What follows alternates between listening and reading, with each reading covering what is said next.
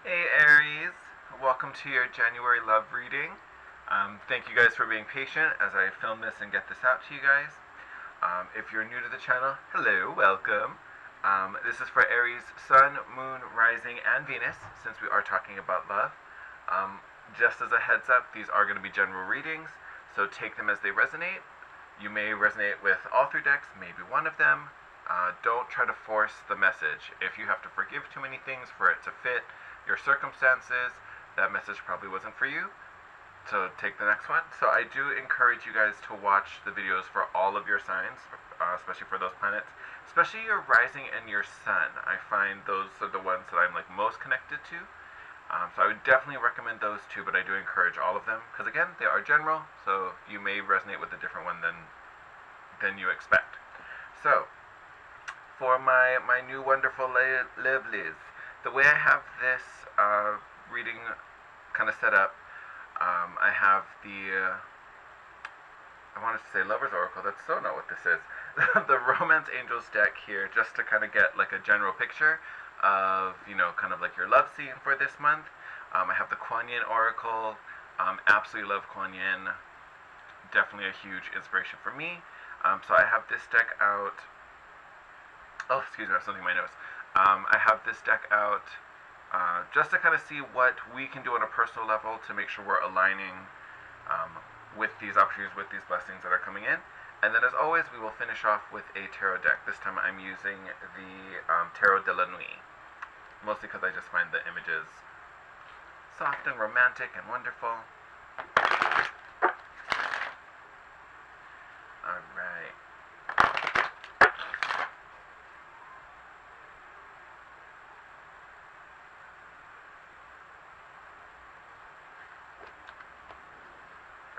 Actually, here, we'll put this. We'll get that out of the way. Alright, so Aries, you guys got trust. Trust is your theme for the month. This situation is calling for you to have more faith. So depending on your circumstance, and honestly this, like I said, this is a general reading, so it's going to manifest differently for each of us. For me, even though this is the trust card, not the letting go of control, I think, especially with you guys, Aries, you're going to need to exercise a lot of trust in your circumstance. And it could be trusting in the divine, that your wishes are going to be answered, that, if you're single, that, this right person is coming along. I also want to say this could be having trust in your partner. For those of you that are already in a relationship, it's very easy for you, being an Aries, to, think you know what's best, have the plan, want to do things your way. I feel like in this instance, especially if you guys are having, let's just say disagreements, I think you have to have faith in what your partner is saying. I think there's going to be some moment where you have to kind of surrender and be like, oh, like even looking at the imagery in this card, you can see the gentleman is almost like a soldier, and you guys are warrior of the zodiac. But he, it's almost like his wife is coming and be like, no, what did I tell you? Like, I'm definitely getting this need, whoop, as it runs away, this need to almost kind of surrender in a way, like be willing to follow someone else's plan, be willing to take someone else's orders, and kind of trust that they are the right thing to do. Let's see.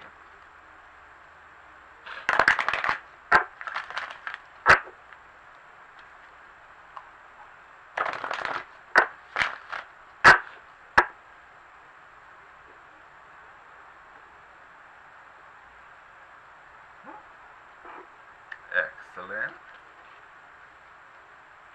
Oh, someone else got this Aquarius. If you're dating an Aquarius, they also got this same card from the Kuan Yin deck, sounding the fierce flute. Which is interesting. So sounding the fierce flute is almost contradictory to the trust card. Not necessarily, but in a way it kind of is. So if what I was talking about resonated, either that or that's all of you saying, no, we're resisting. For those of you, what I just said resonated. That'll be one section. The other is definitely trust in the divine. Because Sound the Fierce Flute really speaks to, it's almost like marching to the sound of your own drum. You know, it's like your own drum beat. That's kind of what this flute is doing. I'll read a little bit from the book so you get a bit of a description. Discernment empowers you to make choices that are aligned with your spiritual intentions. Like a fierce-sounding flute cutting through all vibrations with purity and intent, your discernment allows you to stay true to your values and spiritual destiny without getting caught up in distraction. If you wish to grow spiritually through love, joy, peace, and abundance, then discerning between higher and lower vibrational choices is helpful. So you see how it's almost like that sound of the flute, like cutting through anything unnecessary.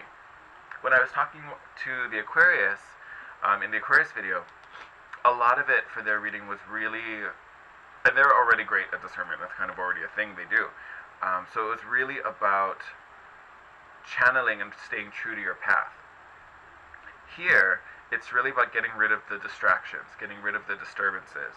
So it could be, I mean, the flute you play may honestly be tuning out your own voice, because that may be the distraction. If you feel like the situation needs you to rely on your partner or rely on an external person. Other than that, I would say it's trusting in the divine, especially, well, obviously for my singles. You know, you've been manifesting, been working on this plan, I'm trying to meet this person, and you may even have a particular person in mind. I think you're at that point where you've done what you need to do. Like, now it's time to put the faith in how everything will work out. And honestly, it may not work out the way you had wanted it, the way you planned, but it will always work out in your favor. The universe is always trying to do right by you. Let me get those out of the way. Very, very interesting.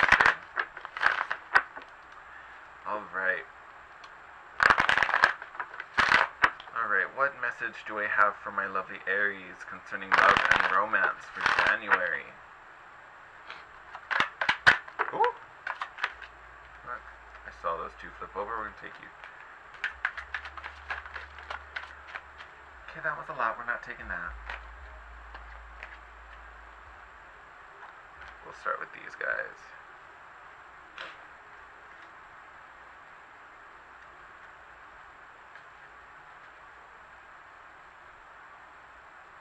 Okay. So we've got the Two of Swords, needing to make a choice. Also, being blinded, maybe not seeing everything. Might be blinded by your own pride, possibly. Page of Wands, nice energy, nice spark. That I feel like that could be for a group of you who maybe just met.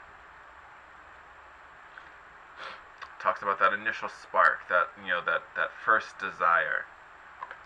Three of Pentacles, working together. Totally reminds me of that trust card, what we're talking about. Totally talking about coming together, working as a team. Knight of Cups, offer coming in. I feel like that's slightly separate. We're going to put that down there. Eight of Wands, speed, communication. Knight of Pentacles, slow but steady movement. Oh, King of Cups, yes. Beautiful, beautiful, beautiful, beautiful. Okay. So King of Cups could be dealing with a water sign. Either you're with a water sign, maybe you're about to meet a water sign. This also could be the energy of you or your partner. The King of Cups, being from the cup suit, very emotional, very, very emotional. It's a very, I want to say it's a strong energy, but it's like strong, it's like a silent strong. Like, I feel everything, but I'm holding it together because I'm trying to, he's a king. I'm trying to run this empire. Like, I'm not going to let my emotions get to me, and they're not going to control me. I'm in charge of them. But because of that, sometimes this King of Cups can hold a lot of that back. He'll feel it. It's present, but it kind of is holding it in. I feel like I want to say this may be your energy, especially with that trust card. You're feeling a lot, you're understanding a lot. but you're either not ready to express it just yet, or that's not how you choose to behave or interact. I also feel like this could also be pride getting in the way, just because of your natural energy. But there's definitely something you're not seeing with this Two of Swords. And a choice is going to have to be made. And a choice will be made. And it will be made when you come together. Because you have the Page of Wands, which is that initial spark. But it's this Three of Pentacles and this Eight of Wands, both talking about, Eight of Wands a lot of times can be travel. Here I think it's really that communication. It's that need to express, which is, contradictory to this energy that doesn't want to talk a whole lot, or may not necessarily be talking a whole lot. Three of Pentacles is coming together. Knight of Pentacles tells me that whatever has been happening, so if you are in a relationship, or even if you're waiting to meet your person, it's taking, I feel like I want to say it's taking a little longer than you had planned, or the resolution to this conflict is taking a little longer than you had envisioned, which isn't a bad thing. It's not the greatest thing, but the Knight of Pentacles is slow-moving energy, but it's steadfast. So if you keep this communication open, if you keep that spark alive, if you don't let that conflict keep you stuck and keep you like, oh, what do I do now? How do I fix da da da da? If you lean on the love, and I would almost say have faith in the relationship, but a lot of that is going to require you to be open. And communication is a two-way street, so it's not only you, it's also your partner. But I feel like you guys are going to have to meet them halfway. You may be the one to start. And it may take some time. One of you may be hurt, and that's going to take some time to heal. That may be where this Knight of Pentacles is coming in. And I say that because you can see it's almost like, I want to say it's almost like she's heading into battle. So this card doesn't necessarily use tarot symbolism, so I'm kind of going off the image. But it's almost like she's got her like war banner up. She's got like a little scar in her eye. It looks like she's like about to get into a fight, maybe just came out of one. So that's why I mentioned one of you may be hurt. One of you may, be dealing with something. And it could go either way. The key to that is really going to be talking about, whatever issues, could even be secrets. It could be secrets. So it's the bottom of the deck. So we've got Eight of Swords, so some type of mental block. Feeling like there's no movement, feeling stuck, feeling trapped. Oh, here we go. So the thing with the Eight of Swords, it's all mental. Like you can even see in this card, this woman is sleeping. So any block she's perceiving, it's just a dream. So you're not really cut off or limited by whatever you think. Six of Pentacles, being in the flow. Again, to me this is speaking to that communication, giving and receiving, being open to that cycle. Seven of Pentacles. Waiting it out. The seeds have been planted, we're waiting for the harvest. Again, maybe you've been waiting for a little bit, who knows? But give it that time. You've got the Judgment card, Strength card underneath that. Oops, sorry, totally holding them out of flurry, my bad. Even the Three of Wands, oh, look at that. And then the Tower right before the Lovers card. So, I feel like that chain of events could go a couple ways. First thing that comes to mind, you may be in a karmic relationship. That could totally be a thing, especially with the Tower coming right before the Lovers. The current situation may run its course, you learn your lesson, you figure things out. It may come to an end. Not saying everyone's gonna do that, but for some of you, especially if this is karmic, you may get to a point where things come to an end, and then the real counterpart comes in. Because the Lovers is a soul connection. So either this relationship ends to start a new one, and you learn how to do things differently or more effectively or on a deeper level, or this current relationship, the version it's in, whatever situations and problems you have, that dies and then is born again. I say that because of that Judgment card. Judgment card a lot of times has to do with hearing your purpose and finding your divine purpose, but it is a card of rebirth. So to have this rebirth, what just came out of my mouth? For that to happen, you know, there's kind of this, I almost want to say these turrets together, you know, having the strength, having the will, and kind of waiting for your ships to come in with the Three of Wands. Again, this is trust in the divine. This is trusting that it'll work out, that, you know, that your blessings are coming, that they're on their way. And what's coming, the next card out, was the Tower card. So this change, this destruction of what isn't serving you.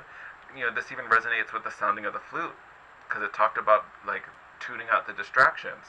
This is the universe taking the distractions away. So there may be a conflict, you know, with, could be another person, could just be between you. All of that is coming to an end. Either you talk it out and you solve it and you're able to open up about things, or at some point the universe just comes in and just takes it all away. That definitely would be the harder, more emotional version of the two stories. But there's definitely a major key of for some reason I keep wanting to say false leads. I keep trying to think of another way to call it, but that's kind of what I'm getting. It's like a false lead. Whether this is a karmic relationship and someone, you know, someone did something and someone effed up, and now we're repairing that. Either to say, hey, all right, I need to bounce because I need to do what's right for me. You know, and that may be a path you have to take. It may be, you know, if there was like a third party situation, it's finally repairing that hurt, rebuilding that trust, and then cutting off, you know, the third person, whoever that is. Like I said, I'm trying to give you all the options because, again, different people are going to resonate with a different part of the message. But whatever the situation is, that is coming to an end. Right now, there's something you don't know. Because again, this Two of Swords is blind. The only way you're going to find that out is if you can open communication and really connect. And be honest about it. Because this King of Cups feels all the emotions, but just isn't always forthcoming with that. And that's what's really being called for here.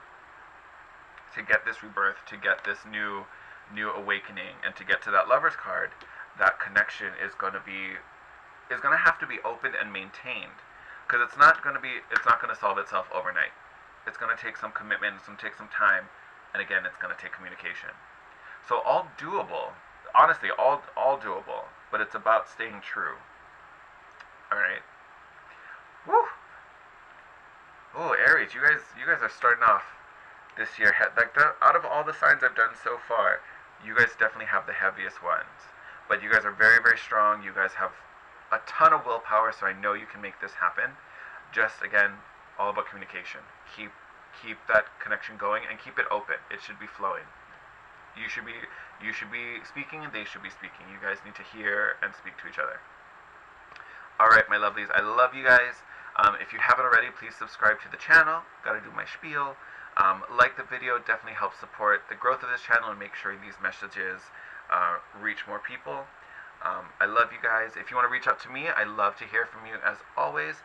Hit me up in the comments. You can DM me on Instagram at The Guiding Chariot, or my professional email is in the description box. Great way to reach out, especially if you want to book a reading with me. With that said, I will send you off. Love you guys. Have an amazing month, and I will see you in February. Bye, Aries.